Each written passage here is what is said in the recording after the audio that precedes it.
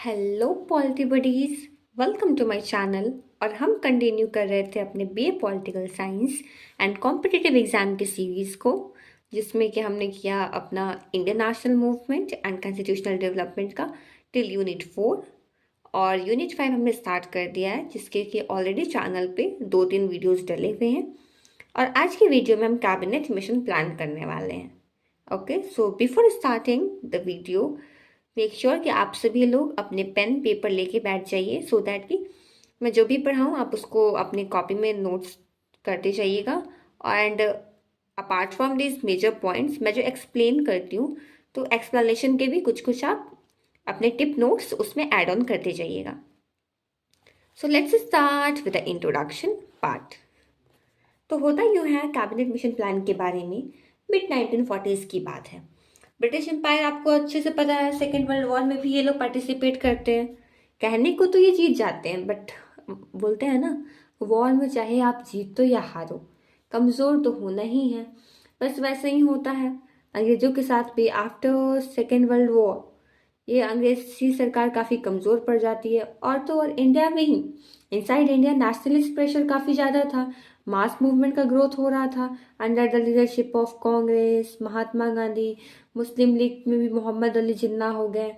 और तो और इस प्रकार से काफ़ी ज़्यादा ये प्रॉब्लम्स चल रही थी, जिसके चलते कि ब्रिटिश गवर्नमेंट और ज़्यादा वीक हो जाती है। अब वहीं दूसरी तरफ ब्रिटेन में लेबर गवर्नमेंट की सरकार आती है, लेबर पार्टी, ठीक है। और उसी के प्राइम मिनिस्टर बन जाते हैं क्लेमेंट एटली। अब वो भी रियलाइज करते हैं कि हाँ, कि अब इंडिया के इंडिपेंडेंस को हम लोग पोस्टपोन नहीं कर सकते हैं। ओके, सो जल्दी से जल्दी इंडिया को इंडिपेंडेंट कर देना चाहिए।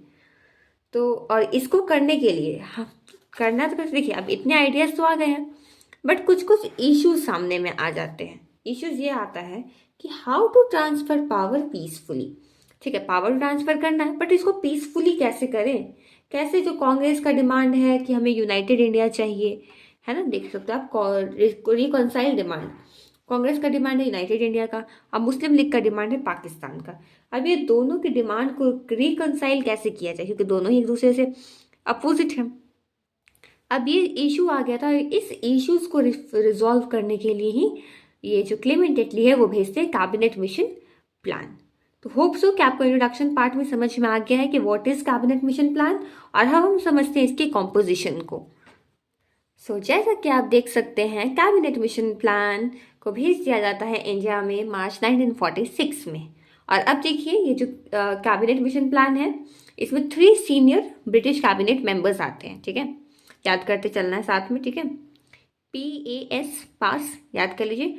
P for Pethick Lawrence, A for AV Alexander and S for sir Stafford Cripps. Pethick Lawrence जो थे वो थे secretary of state of India.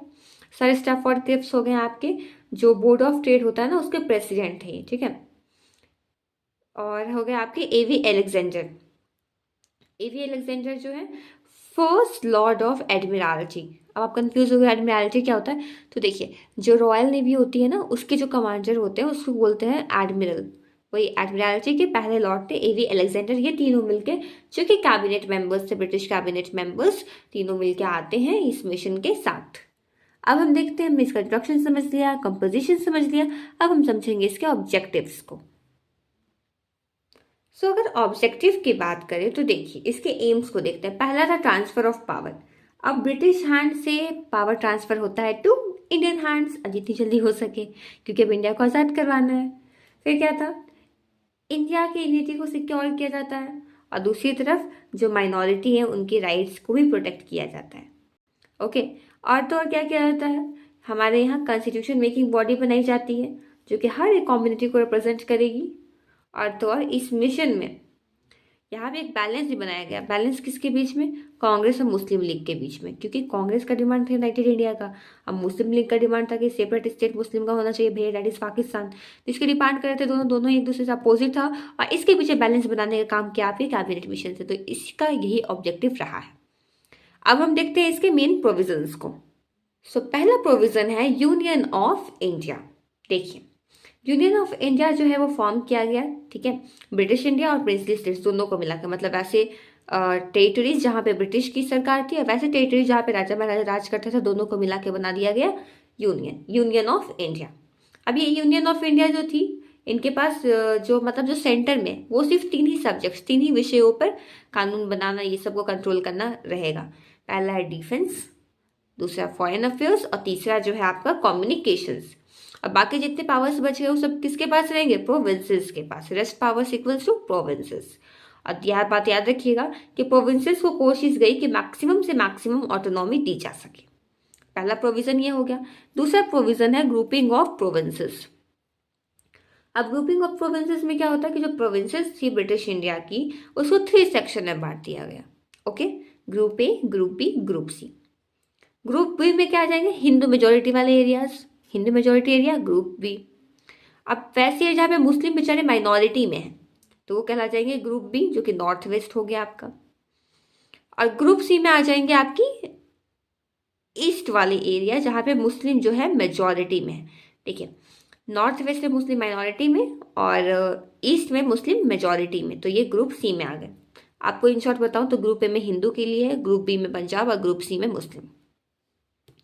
अब ग्रुप ए में आप खुद सोच लो, जब आप मैं हिंदू एरियाज कह रही हूँ तो आप कुछ कुछ एरिया को दिमाग में बैठा लीजिए, जैसे कि Bombay, Madras, central provinces, United provinces, Bihar, Orissa.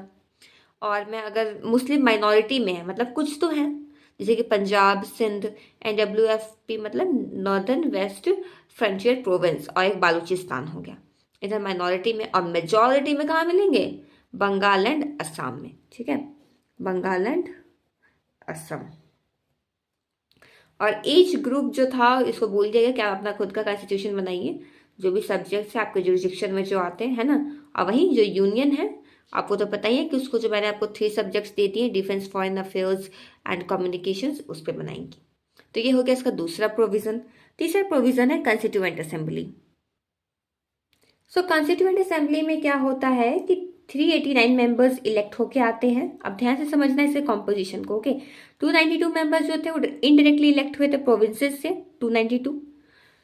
बाकी 93 मेंबर्स जो है प्रिंसली स्टेट से आए थे। ठीक है, प्रिंसली स्टेट के रिप्रेजेंटेटिव थे जिसको रूलर्स नॉमिनेट करके भेजे थे। और 4 जो थे वो चीफ आपके कमिश्नर्स हो गए प्रोविंसेस से। ओके, ये जो असेंबली बन गई, इसका काम यही था कि कॉन्स्टिट्यूशन ऑफ इंडिया को ड्राफ्ट करना है, और जो भी डिसीजन असेंबली में लिए जाते थे वो सबके सब कॉम्युनल वोटिंग के बेसिस पे होता था। और अगर इन केस किसी भी डिस्कशंस में कोई डिसएग्रीमेंट हो जाता है तो इसमें मेजॉरिटी को हर कम्युनिटी का बात पे, जो भी मेजॉरिटी जो मेन कम्युनिटी की हो गई, उनको एग्री होना पड़ता था। ये हो गया आपका कॉन्स्टिट्यूएंट असेंबली। अगला प्रोविजन है इंटरिम गवर्नमेंट। इंटरिम गवर्नमेंट मतलब आप तो समझते हो ना, एक टेम्पररी सी सरकार। देखिए, अब जब तक परमानेंट कॉन्स्टिट्यूशन फोर्स में नहीं आ जाता है तब तक सेंटर में काम करेगी इनकी इंटरिम गवर्नमेंट। और मैं आपको बता दूं कि इस गवर्नमेंट में मतलब काइंड ऑफ ना मेजर जो इंडियन पॉलिटिकल पार्टीज हो गई वो सब मिला करके अपना प्रशासन संभाल रही थी। तो एक प्रकार का कॉलिशन देखने को मिल सकता है, गठबंधन देखने को हमें मिल सकता है। अगला प्रोविजन है प्रोविंसेस ऑटोनॉमी। प्रोविंसेस को मैं बता दूं कि उनके पास opt out of any group, मतलब कि इनके पास इतना था, फर्स्ट इलेक्शन जो हुआ, नया नया कॉन्स्टिट्यूशन बना, उसके बाद इनके पास इतना तक अधिकार था प्रोविंसेस के पास कि आपको जिस ग्रुप में ज्वाइन होना, जहाँ जाना आप जाओ, है ना। और तो इतनी फ्लेक्सिबिलिटी फॉर फ्यूचर चेंजेस कि हाँ चलो अभी तो ऐसा दे दिए बट फ्यूचर में हमें क्या करना है क्या नहीं करना है, तो उसके लिए फ्लेक्सिबिलिटी भी दे दिया। अगला है प्रिंसली स्टेट्स। प्रिंसली स्टेट्स में क्या रहा कि इनको फोर्स कभी भी नहीं किया गया कि आप इमीडिएटली इस ग्रुप को ज्वाइन करो, ऐसा कुछ भी। और तो और ये जो प्रिंसली स्टेट्स थी अपने रिप्रेजेंटेटिव को ही भेजा इन्होंने कॉन्स्टिट्यूएंट असेंबली में, है ना। अगर आपकी मर्जी है, ठीक है, एसीड करना, आपको ज्वाइन होना मर्जी है कीजिए, अदरवाइज नो फोर्स। ओके, अगला इनका प्रोविजन रहा यूनियन लेजिस्लेचर एंड एग्जीक्यूटिव, यानी कि जो यूनियन एग्जीक्यूटिव है एंड लेजिस्लेचर है, इसको क्रिएट किया गया ताकि जो 3 सेंट्रल सब्जेक्ट्स हो गए ना, उसको मैनेज किया जा सके। ठीक है, तो ये हमने कर लिए इसके जो भी प्रोविजंस है, मेन प्रोविजंस हमारा हो गया। अब ये जो प्लान आया है उसमें रिएक्शंस कैसा होता है उसको देखते हैं। तो कांग्रेस का रिएक्शन देख लेंगे हम, मुस्लिम लीग का रिएक्शन, और जो सिख एंड माइनॉरिटी हो गए उनके रिएक्शंस को देखते हैं। सो कांग्रेस का पहले रिएक्शन समझते हैं। देखिए, तो कांग्रेस ने तो इस प्लान को एक्सेप्ट कर लिया क्योंकि इनकिसका लगा कि चलो कोई इंडिया की यूनिटी को ये प्लान जो है मेंटेन कर रहा है, हमें कॉन्स्टिट्यूएंट असेंबली भी दे रहा है। लेकिन हाँ, इन्होंने अपोज किया जो आपने जो लोगों ने ग्रुपिंग ऑफ प्रोविंसेस को जो कंपलसरी किया था ना, उसको इन्होंने अपोज किया, क्योंकि इनका लग रहा था कि कहीं अगर आप ऐसे ग्रुपिंग कर दोगे ना, group A, group B, group C, इससे ना पार्टीशन होने का डर है। इस चलते ये लोग इसको अपोज कर रहे थे। कांग्रेस का रिएक्शन हो गया। अब देखते हैं मुस्लिम के रिएक्शन को। मुस्लिम ने शुरू में तो इसको एक्सेप्ट कर लिया, है ना, क्योंकि इन्होंने देखा कि चलो ठीक है, तो जो ग्रुपिंग का प्रोविज़न था, इन्होंने देखा कि चलो इससे इफेक्टिव कंट्रोल मिल जा रहा है ग्रुप बी और ग्रुप सी में, है ना, जिससे कि हमें एक मिल रहा है आइडिया कि हाँ, ये दोनों को पाकिस्तान बनाया जाएगा, माइनॉरिटी है यहाँ मेजॉरिटी में है। तो होता ही ऐसा ही कुछ है कि हाईवर जो कांग्रेस थी इसको अपोज तो कर ही रही थी ग्रुपिंग वाला को, और देखिए लीग जो है इसको सपोर्ट कर रही है। 29 जुलाई 1946 को क्या होता है, लीग विड्रॉ कर देती है, बोलती है ना हमको ये क्या बोलते हैं, ये मिशन जो है हमें एक्सेप्टेबल नहीं है। इस प्रकार से ये लोग इसको विड्रॉ कर देते हैं। अब बोलते हैं कि अब हम कुछ नहीं इंतजार करेंगे भैया, तुम ग्रुप बी ग्रुप सी करते रहो, हम करेंगे अब डायरेक्ट एक्शन डे। ये डायरेक्ट एक्शन डे क्या था, 16 अगस्त 1946 को होता है ये। आइए इसी एक बहुत ही बड़ा मैं आपको बता दूं दोस्तों, जब मैसिव कॉमनल राइट्स होता है, खूब ज़्यादा मतलब दंगे फसाद करता है, बस जस्ट टू अचीव पाकिस्तान। इसीलिए ये लोग डायरेक्ट एक्शन डे 16 अगस्त 1946, याद रखिएगा, ये 1 मार्कर क्वेश्चन भी है, वेरी इंपॉर्टेंट। अगला है Sikh and other minority reactions. इनका क्या रिएक्शन रहता है, तो ये लोग तो शुरू से ये पोस्ट करते हैं कि भैया ये जो तुमने बना दिया है ना ग्रुप बी, जो माइनॉरिटी मुस्लिम्स को दे दिया है ग्रुप बी वाला, है ना, तो ये हमें पंजाबी लोग कहते हैं सही नहीं ना है, क्योंकि यहाँ तो ये it's not minority Muslims, it is about dominated by मुस्लिम, ये जो ग्रुप बी है। ओके, और इस प्रकार से जो हम माइनॉरिटी एक्चुअली जो पंजाबी जो माइनॉरिटी है उनकी तो वॉइसेस को दबा दी जाएगी ना, तो इस प्रकार से ये शुरू से ही चीज को अपोज करते हैं इस प्लान को।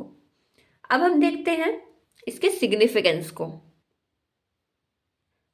सो सिग्निफिकेंस तो क्या बताऊं कि लास्ट अटेम्प्ट एट यूनिटी।